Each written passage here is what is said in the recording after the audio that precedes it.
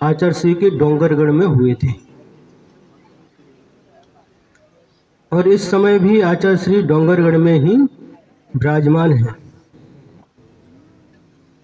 तो वहां पर जब चातुर्मास हुआ, चातुर्मास के पहले ही ग्रीष्म काल भी हुआ था, जबलपुर से बिहार करते करते डोंगरगढ़ पहुंचे थे। तो वहां पर जहां जंगल जाते थे वहां पर एक बोर्ड लगा हुआ था और उस बोर्ड पर लिखा था, आप लोग बोले मत तो अच्छा रहेगा, शांति से सुनेंगे। उस बोर्ड पर लिखा हुआ था, वृक्ष सहते सूर्य का ताप, वृक्ष सहते सूर्य का ताप, देते छाया तपते आप। क्या वही नजारा यहां पर दिखाई दे रहा है।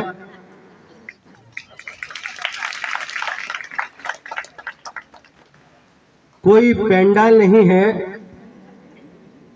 वृक्षों की छाया के नीचे आप आराम से बैठे हुए हैं। बड़े महाराज जी बोल रहे हैं, ऐसा पहली बार हो रहा है।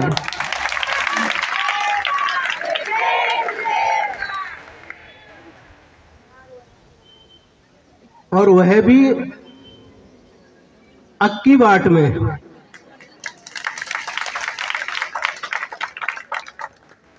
और ये अक्की बाट भी विद्यासागर के नाम से जाना जाता है। पहले पूर्व में कोई विद्यासागर महाराज हुए थे उनके नाम से, और उसी धरती पर बैठ करके हम सभी लोग वर्तमान के वर्धमान सर्वोच्च सर्वश्रेष्ठ आचार्य श्री विद्यासागर महाराज जी का दीक्षा महोत्सव मना रहे हैं। गुरुदेव को दीक्षा लेकर के 55 वर्ष पूर्ण हो गए और 56वां वर्ष प्रारंभ हुआ है। तो जो बोर्ड था वो सामान्य था, लेकिन उसमें बहुत रहस्य भरा हुआ है। ये तो एक उदाहरण है। गुरु भी वृक्ष के समान हुआ करते हैं, परिसर उपसर्ग रूपी ताप को सहन करते हैं, लेकिन जो भी उनकी शरण में आता है उनको शीतल छाया प्रदान करते हैं।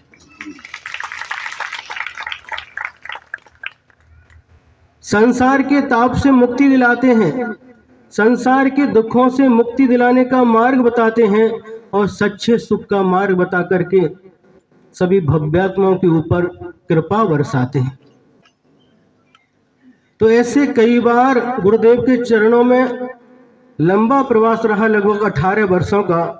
तो ऐसा कई बार अनुभव हुआ है, कई बार अनुभव हुआ कि गुरुदेव किस प्रकार से स्वयं के प्रति तो कठोर रहते हैं, लेकिन दूसरे की पीड़ा देख करके द्रवीभूत हो जाते हैं, नवनीत के समान द्रवीभूत हो जाते हैं और उनकी दुखों की पीड़ा, उनके दुखों को, उनकी पीड़ा को दूर करने के लिए विचार करते हैं, चिंतन करते हैं और उपदेश देते हैं। समय कम है, उसमें से कुछ बिंदु आपके सामने उनकी करुणा का आपके सामने रखना चाहूंगा। सन 2000 में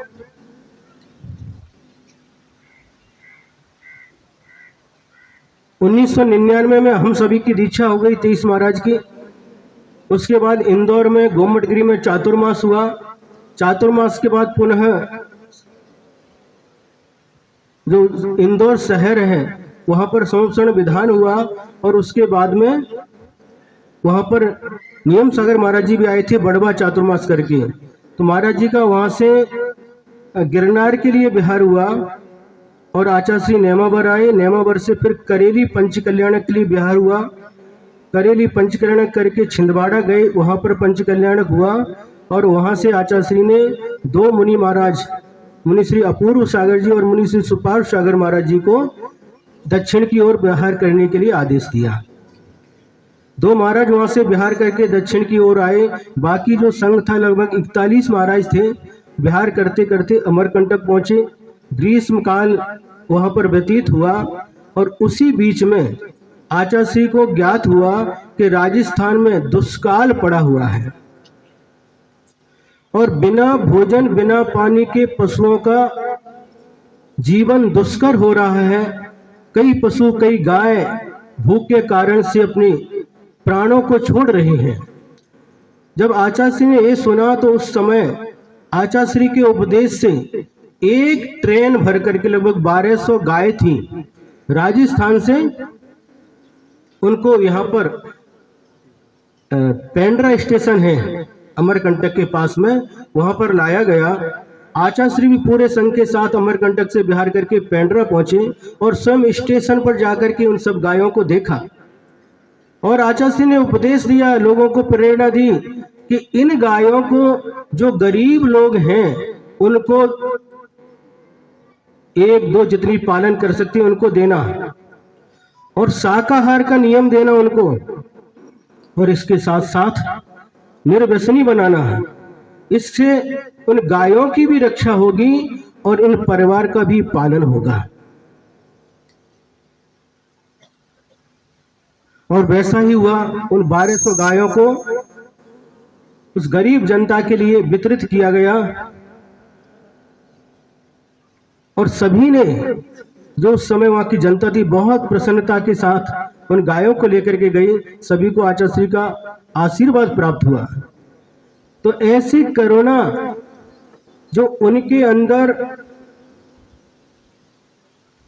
कूट कूट करके भरी हुई है, उसी दौरान आचार्य को हर्पीस हो गया, जिसको अपने महाराष्ट्र में नागिन बोलते हैं। और इतनी वेदना उनको उस समय, वहां पर पेंड्रा एक है और एक पेंड्रा रोड है, गोरेला जिसको बोलते हैं, वहां से 8 किलोमीटर अंतर पर है। वहां पर गए तो इतनी वेदना, इतनी तकलीफ हो गई कि आचार्य मंदिर पास में था, वहां मंदिर जाना भी दुष्कर हो गया। और एक प्रतिमा को लेकर के जहां पर आचार्य विराजमान थे वहां पर विराजमान किया गया, वहीं से आहार के लिए उठते थे और आज आजू बाजू में ही आहार के लिए जाते थे और प्राय करके दिन भर लेटे रहते थे।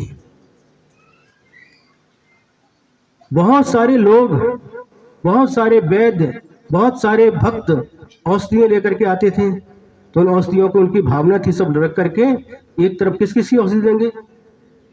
हाँ? जब महाराज जी बीमार पड़ते हैं तो उनको ही प्रयोगशाला बना देते हैं, सभी डॉक्टर बन जाते हैं। तो बहुत सारी दवाई आई और इकट्ठा किया गया, बाद में तो एकाध चीला पोता क्या बोलते हैं वो भर गए, सबको रखते जाते थे, सबकी भावना हाँ ठीक है रखो। और उस समय आचार्य ने, जब ये चातुर्मास का समय था, यही समय था जो आज दीक्षा दिवस है, ये इसी के आसपास का समय था। अष्टमी को वहाँ पेंड्रा में ही थे और जब ऐसे समय निकल गया, 3-4 दिन ही चातुर्मास के लिए बचे थे और उस समय आचार्य का विचार जबलपुर चातुर्मास करने का था, लेकिन ऐसी परिस्थिति बनी तो क्या करेंगे, या तो पेंड्राई में चातुर्मास हो अथवा पास में तो कोई स्थान ऐसा है नहीं जहाँ पर इतने बड़े संघ का चातुर्मास हो सके। तो आचार्य ने चातुर्मास के 2-3 दिन पहले ही पूज्य मुनि श्री समय सागर महाराज जी के साथ 30 महाराज को बिहार करा दिया, जाओ आप लोग अमरकंटक के लिए। 1-2 रास्ते थे, एक जिधर से आए थे हम लोग वो घाटी का रास्ता था, तो वहां से उनको भेज दिया। और 1-2 दिन के बाद में जो बड़े बड़े महाराज थे, योग सागर महाराज जी, अभय सागर महाराज जी वगैरह, तो उस समय इन लोगों ने क्या किया कि जब इनको अमरकंटक भेजा तो आचार्य भी अमरकंटक जाएंगे, तो एक डोली की व्यवस्था की, डोली बनवा करके व्यवस्था की थी।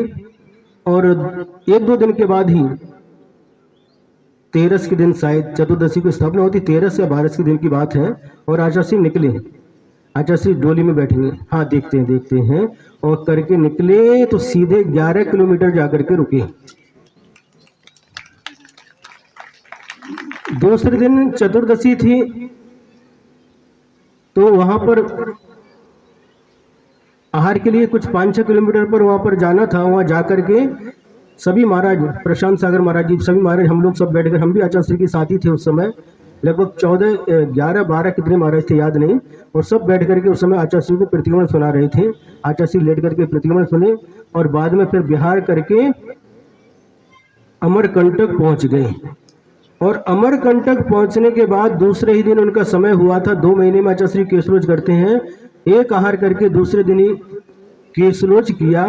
केशरोच में बैठते बनता नहीं था, तो एक पैर ऐसा करके, एक पैर ऐसा जिसमें हरपीस हुआ था ऐसा करके उन्होंने पूरा केशरोच किया, पारणा की, और पारणा के बाद दूसरे दिन चातुर्मास की स्थापना की। चातुर्मास स्थापना के दिन आचार्य श्री ने 2 पंक्तियां बोली, पहाड़ इरादों ने चढ़े हैं, ये पैर क्या चढ़ेंगे। पहाड़ इरादों ने चढ़े हैं, ये पैर क्या चढ़ेंगे।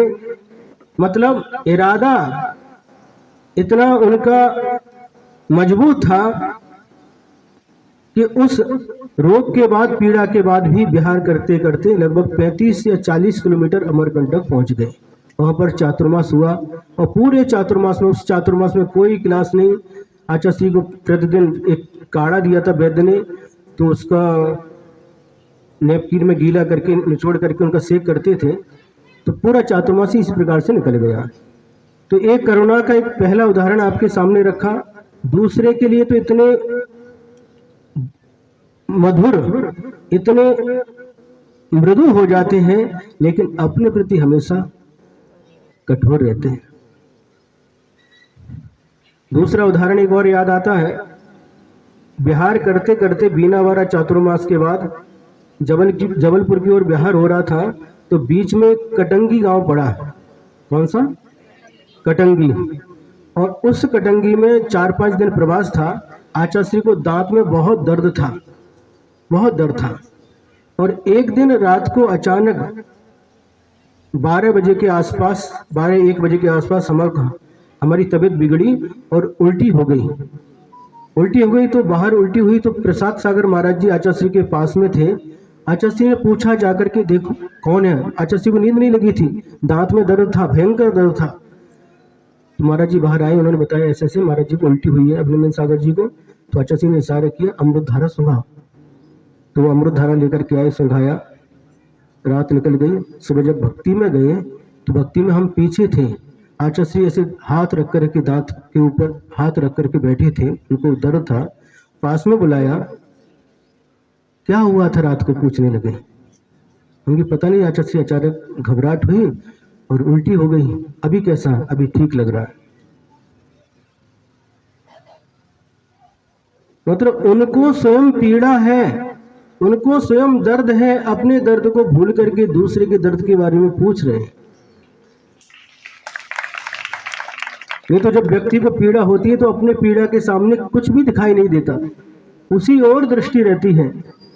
फिर इसके बाद कहते हैं कि देखो कल क्या क्या लिया था आहार में, पूछ लिया, सब बता दिया। हाँ ठीक है, आज कुछ नहीं लेना, आज सिर्फ लौकी की सब्जी लेना और पानी लेकर के आना, और कुछ भी नहीं लेना। ठीक है, गए। चौकी में लौकी की सब्जी कितनी रहती है? हाँ? जितनी रहती उतनी ले रहे थे। पानी लिया और ले रही थी सब्जी और पानी, रोटी वोटी कुछ भी नहीं। और उसी लौकी में चींटी आ गई, अंतराय हो गया। बाद में हीरेपथ में आचार्य श्री को बताया, अंतराय हो गया, चींटी आई। किसमें? लौकी में। ऐसा करने लगे। फिर बाद में दूसरे दिन फिर अब मन में एक विकल्प हुआ, अब आज भी आचार्य श्री के पास जाए कि नहीं जाए। आज भी कहीं पूछने चले गए और उन्होंने आज भी कह दिया लौकी और पानी लेकर के आओ, तो क्या करेंगे? पेट में चूहे कूद रहे हैं, बंदर उड़ी मार रहे हैं, भूख तेज है, अब क्या करें? दुविधा थी, जाए कि नहीं जाए। और गए तो फिर कह दिया उन्होंने लौकी पानी, तो क्या करेंगे? तो एक संग में एक भाव सागर महाराज जी थे, तो उन्होंने कहा महाराज जी आप पूछना नहीं आचार्य श्री से, आप आहार भी करना और लौकी भी लेना। आचार्य श्री जब पूछेंगे लौकी ली थी? हाँ लौकी ली थी।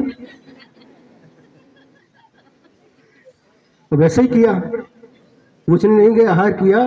बाद में आचार्य श्री ने कुछ पूछा नहीं, आहार ठीक हुआ? आज ठीक हुआ, हाँ बस।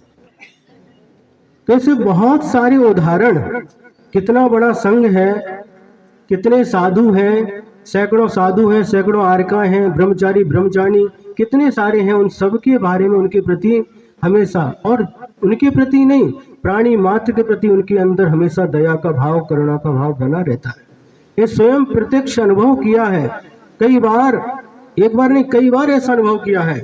और ऐसे ऐसे उनके पास में अनुभव रहते हैं कि जिसको हम किसी शास्त्र के माध्यम से नहीं जान सकते।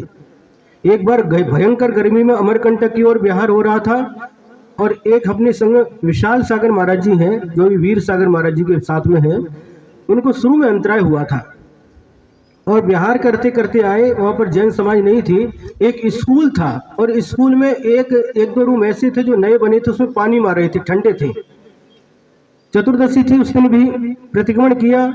आचार्य ने देख लिया कि वहाँ पर विशाल सागर जी और दो चार महाराज, गर्मी का समय है, जो गीला था ठंडा था, तो वहाँ पर बैठ करके प्रतिक्रमण कर रहे हैं। बाद में आचार्य ने बोला उस रूम में नहीं बैठना। क्यों?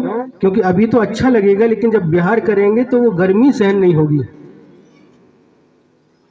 आचार्य ने कहा कि दो तीन महाराजों को जाओ, विशाल सागर जी के सिर में और पैरों में, तलवों में घी लगाओ और उनको पहले आरती के लिए उठाओ, 8:30 बजे उनको आरती के लिए उठाओ। तो ऐसे ऐसे अनुभव उन गुरु जी के चरणों में रह करके प्राप्त हुए, जो किसी भी पाठशाला में, किसी भी विद्यालय में, किसी भी यूनिवर्सिटी में प्राप्त नहीं हो सकते।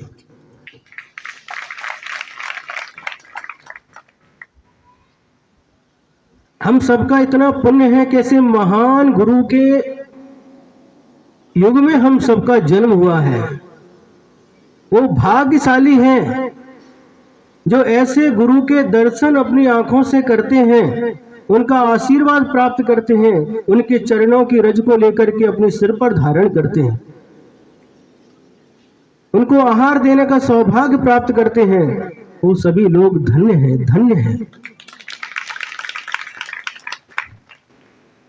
इस युग में ही 20वीं सदी में प्रथम आचार्य के रूप में आचार्य शांति सागर महाराज जी हुए। उनके पहले भी साधु थे, लेकिन बहुत कम थे और परिस्थिति थी विपरीत थी। वहां पर मुनि अवस्था में रहते थे, लेकिन ऐसा कुछ कारण था, आहार को आते समय लंगोट लगा करके आते थे, दिगंबर अवस्था में नहीं आ सकते थे। ऐसा कुछ पढ़ने को सुनने को मिलता है। लेकिन वास्तविक जो सच्ची जो मुनि परंपरा जो लोप को प्राप्त हो गई थी, प्राय लुप्त हो गई थी, उसको पुनर्जीवित करने के यदि किसी ने कार्य किया तो चारित्र चक्रवर्ती आचार्य श्री शांति सागर महाराज जी ने किया है। और उन्हीं आचार्य शांति सागर जी महाराज जी का उपदेश सुन करके अपने गुरुदेव आचार्य श्री विद्यासागर जी महाराज को वैराग्य उत्पन्न हुआ है।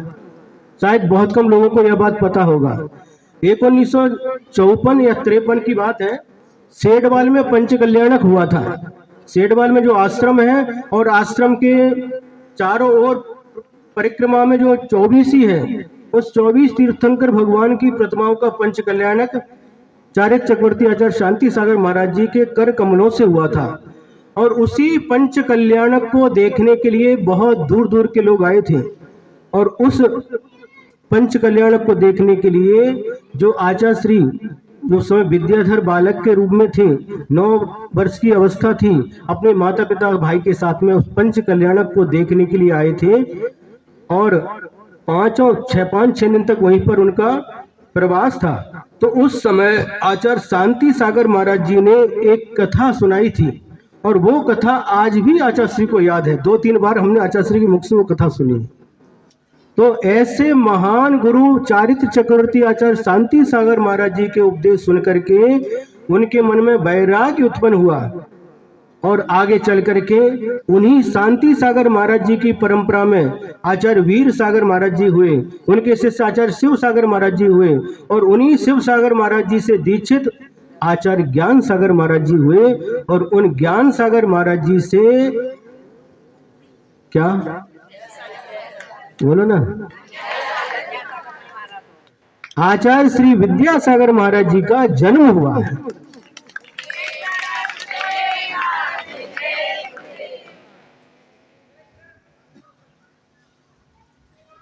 आचार्य शांति सागर महाराज नहीं होते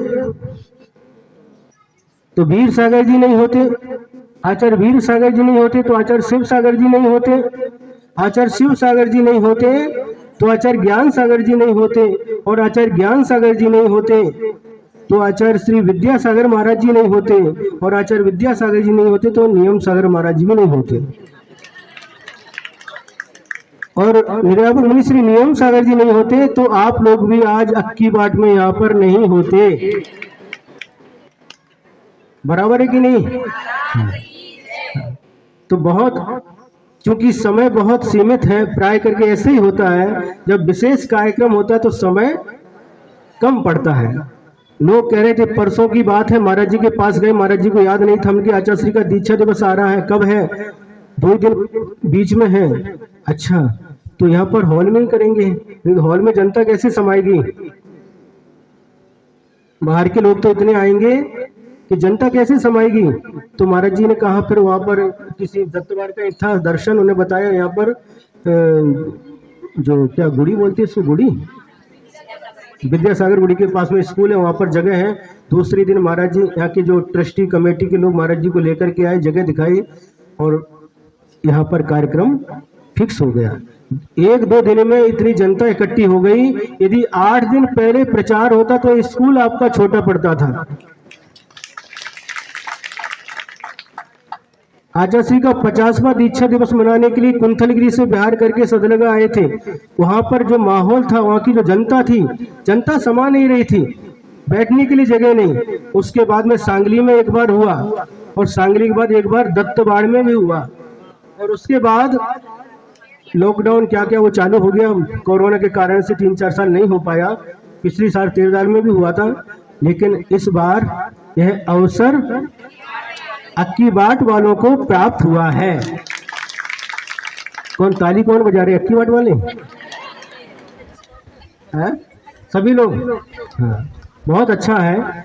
तो ऐसा सच्चा धर्म, सच्चे देव, सच्चे शास्त्र और सच्चे गुरु का सानिध्य प्राप्त होना, और ऐसे महान गुरु का दीक्षा दिवस मनाना, ये बहुत पुण्य का उदय होना चाहिए, तभी ऐसा संयोग प्राप्त होता है।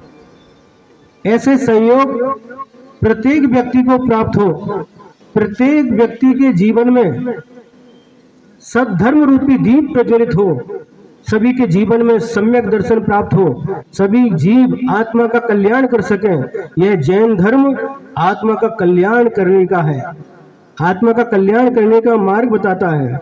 कोई भी धर्म ऐसा नहीं है जो आत्म कल्याण का मार्ग बताता हो, सिर्फ जैन धर्म ही ऐसा है जिसके सिद्धांत आत्मा को परमात्मा बनाने की।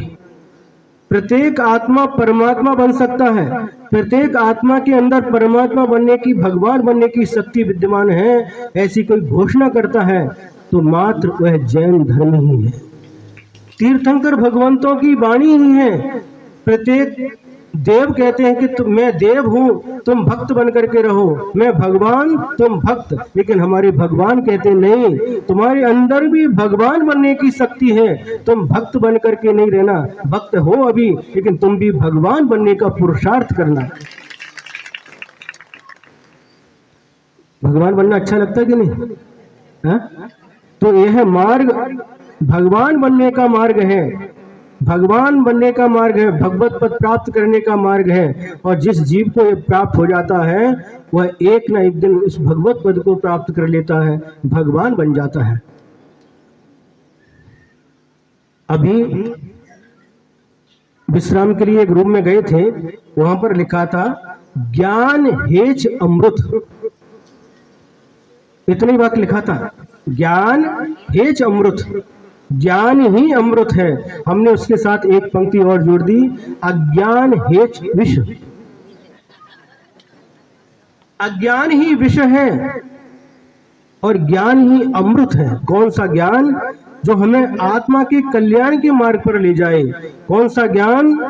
जो हमें पंचेंद्रियों के विषयों से ऊपर उठा करके, कसायों से ऊपर उठा करके निष्कसाय जीवन जीने का मार्ग दिखाए, जो हमें आत्म कल्याण का मार्ग दिखाए, जो हमें परमात्मा बनने का मार्ग दिखाए, जो हमें सच्चे सुख को प्राप्त करने का मार्ग दिखाए, वही सच्चा ज्ञान है। और ऐसा सच्चा ज्ञान सभी को प्राप्त हो। वह कब प्राप्त होगा? जब सच्चे गुरुओं का सानिध्य प्राप्त होगा, सच्चे शास्त्रों का हम स्वाध्याय करेंगे, तभी हमारे जीवन में यह घड़ी आ सकती है कि हम भी अपने आत्मा को कल्याण के मार्ग पर लगा सकते हैं। कहने को बहुत कुछ है, लेकिन समय सीमित है, इसलिए आप लोगों के लिए बस इतना ही कहना चाहूंगा कि निरंतर हमेशा जो गुरुओं ने मार्ग दिखाया है, चारित्र चक्रवर्ती आचार्य श्री शांति सागर महाराज जी का हम आज बहुत, उनका हम सबके ऊपर बहुत बड़ा उपकार है। उनका अंतिम उपदेश प्रतिदिन पढ़ना चाहिए। मंदिरों पर लिखा रहता है, उसको प्रतिदिन पढ़ना चाहिए, चिंतन करना चाहिए, मनन करना चाहिए और उस उपदेश को अपने जीवन में साकार करना चाहिए। तभी आचार्य शांति सागर महाराज जी की परंपरा में हम सब जो उपस्थित हैं, तो तभी उसका सच्चा आनंद मिल सकता है।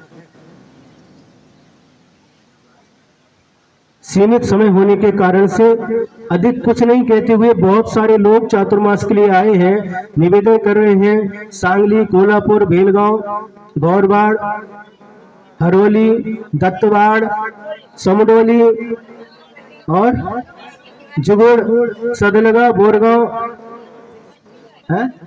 अक्की बाट, हाँ अक्की बाट बोले अक्की बाट, इचलकरंजी, बहुत सारे गांव के लोगों ने निवेदन किया है। लेकिन चातुर्मास तो एक ही स्थान पर हो सकता है जहां पर चातुर्मास निकट है, 10 दिन ही शेष है। जिस गांव का पुण्य होगा, जिस गांव के लिए आचार्य गुरुदेव श्री विद्यासागर महाराज जी का आशीर्वाद प्राप्त होगा, वहां पर चातुर्मास होगा। चातुर्मास जहां पर होगा तो वहां पर सभी लोग, सभी गांव के लोग भरपूर लाभ उठाने के लिए आना। आप अभी चातुर्मास के लिए निमंत्रण दे रहे हैं और हम आप लोगों को निमंत्रण दे रहे हैं, जहां पर चातुर्मास हो, जहां पर हो वहां पर आप लाभ उठाने के लिए ज्यादा से ज्यादा भरपूर लाभ उठाना। जब बोलो महावीर भगवान की जय हो, परम पूज्य आचार्य गुरुवर श्री विद्यासागर जी महाराज की जय हो। प्रभु अभिनंदन सागर महामुनि राज की।